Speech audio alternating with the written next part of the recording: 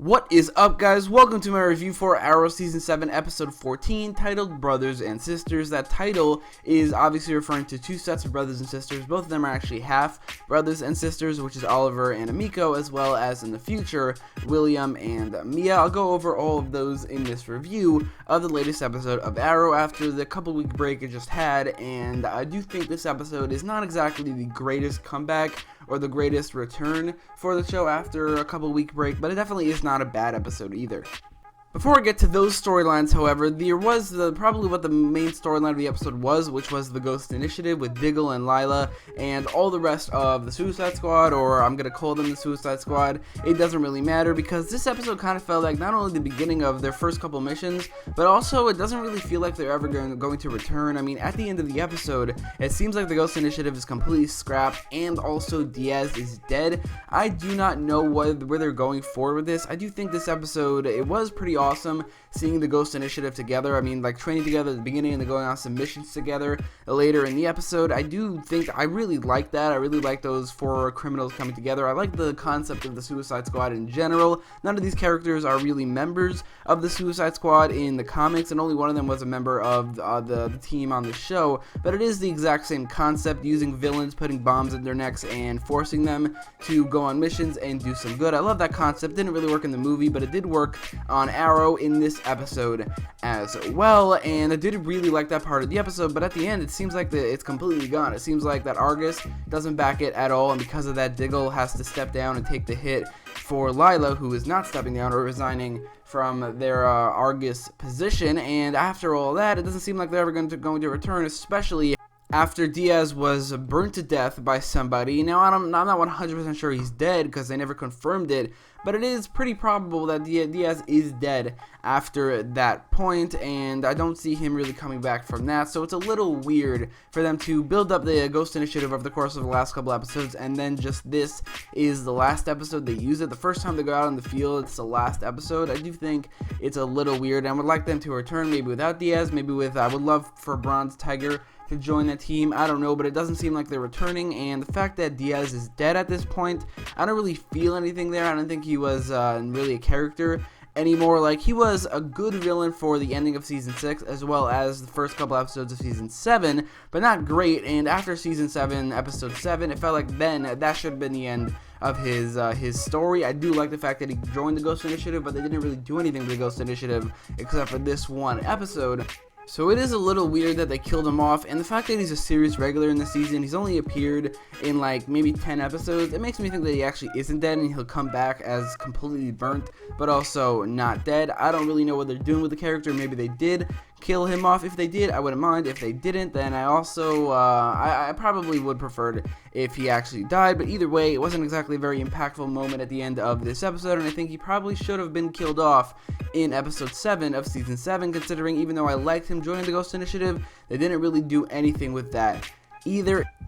I do like the whole storyline with the Ghost Initiative, and I did really like seeing them in action, but the fact that it was ended after this episode, that part of it was really lame.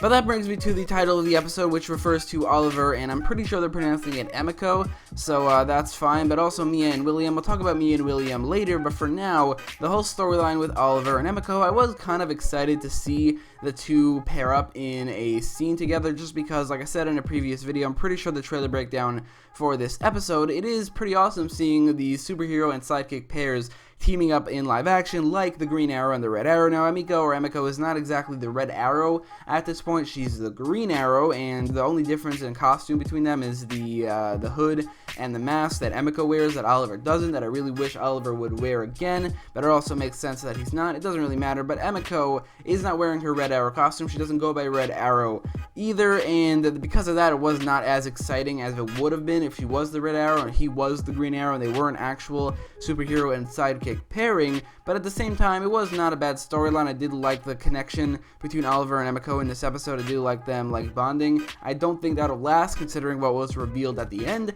of the episode that I probably should have and probably did see coming. I'm pretty sure I mentioned this in a previous video, that in the comics, Emiko does actually work with the Ninth Circle led by Dante, and Dante is apparently going to be the main villain of the season looking at this episode, and Emiko is actually working with him. We're going to see if that goes forward in the future. Maybe Emiko will be the main antagonist or working with the main antagonist at the end of the season as well. Considering she's not around in the future, we are going to find out. I do think that was actually a pretty good reveal at the end of the episode, even though I do think that I saw it coming. At the same time, I don't think most people did, and it was a good reveal nonetheless. The whole storyline was not incredible or anything. I don't think that it had broke new ground, and I also think Oliver was grossly underused and sidelined in this episode, and has been really since he got out of prison. But outside of that, it was definitely a pretty good storyline, and it definitely fit the title of this episode, and ended with a pretty good, not really twist, but reveal about what Emiko is doing or who she's working with at this point. And it might be a little similar to Nora, who on The Flash is working with a villain. It might be the same thing where she's trying to do something good, but she has to work with a villain to do that, or she's actually a villain herself. I'm not 100% sure, probably the former, but we're going to have to find out in this season, and probably in the next couple episodes, if not like at the end of the season.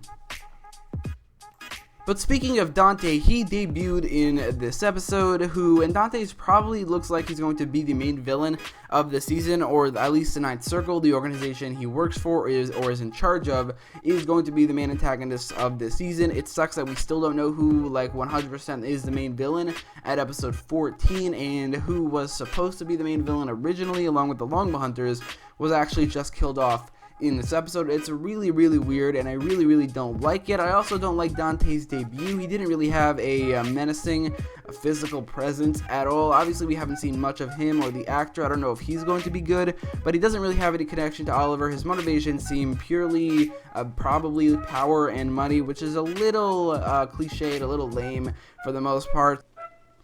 And on top of all that, he doesn't wear the mask that he has in the comics, and he might in the future of the season. I really hope he does, just because I kind of miss the costumes for these villains. I mean, Ricardo Diaz has been the villain for a season and a half, or like a full season really, since the middle of season 6, and Caden James as well. They didn't have costumes, and I really miss the costumes of the villains, and it doesn't seem like Dante has one either, unless he does put on his mask in this season. The mask that he has, and he and the Ninth Circle all have in the comics. So I didn't really love Dante's debut in this episode. He didn't have a menacing presence at all, or like a menacing physical presence. I don't know what they're doing with the character going forward, but I am not exactly hyped, or I'm not exactly, my hopes aren't actually high, or aren't exactly high for Dante as a villain.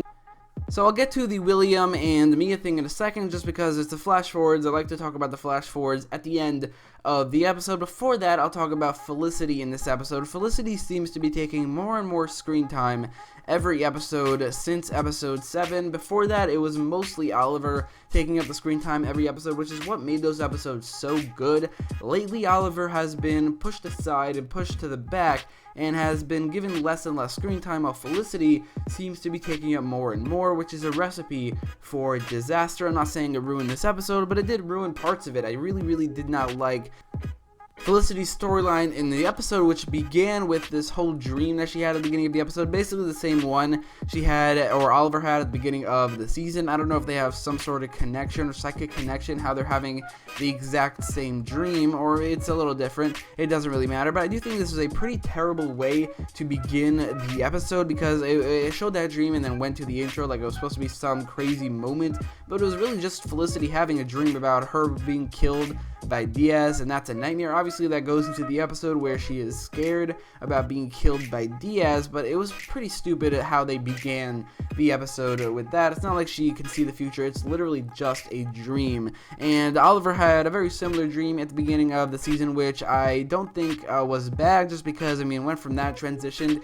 into him waking up in prison, which is a pretty great transition, while here it was just Felicity waking up in her bed and just having a nightmare. At the same time, in the beginning of the season, Oliver was having a dream about his wife and kid being killed by Diaz, while here it's Felicity having a dream about herself being killed by Diaz. It just does not work as well, so I do think that was a pretty stupid way to begin the episode, and I don't know why. It just left a bad taste in my mouth after they did that, and then the rest of the episode continued. It's not crazy bad or anything, but I just don't think it was a good way to start the episode, and Felicity's storyline didn't really get better from there. I'm not going to say her storyline was bad in this episode. It's not like she pissed me off, but I don't like it either. I think it was kind of a waste of screen time and a pointless storyline that didn't really mean anything in the end. A storyline that they kind of already did, where Felicity wanted to kill Diaz in episode, I think it was 6 of this season, and then resisted in the end. They're just rehashing the same thing they did earlier in the season, and I don't understand what the point of it is. And really the only thing that mattered in this episode with Felicity was Laurel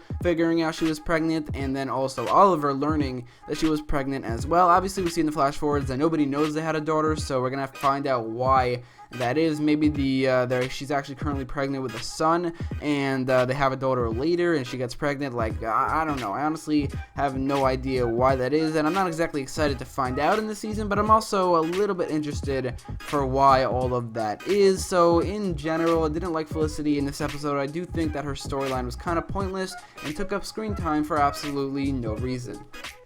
For that brings me to the other brother and sister, or really half brother and half sister pair in this episode after Oliver and Emiko, and it's so weird saying Emiko instead of Amiko. That doesn't really matter for this part of the video. This is Mia and William getting to know each other in this episode. We also kind of learned that Connor is actually the adopted son of Diggle. I'm pretty sure he said that, which means that the John Diggle Jr. we see in the present day is not the same one we see in the future, and maybe this is not actually the same character we saw in Legend of Tomorrow Season 1. It definitely makes sense. I think the timeline definitely adds up. I don't know where they're going with that, but most of the episode, most of the flash forwards were Mia and William talking about their parents, and I didn't dislike that at all. I think the flash forwards were a lot better than they have been, really ever since Felicity was revealed to be dead in the flash forwards, or supposedly dead. Ever since then, nothing interesting has happened, like, at all. But this episode, I kind of did like the conversations between these two, and I do like the intrigue about what happened to Oliver and Felicity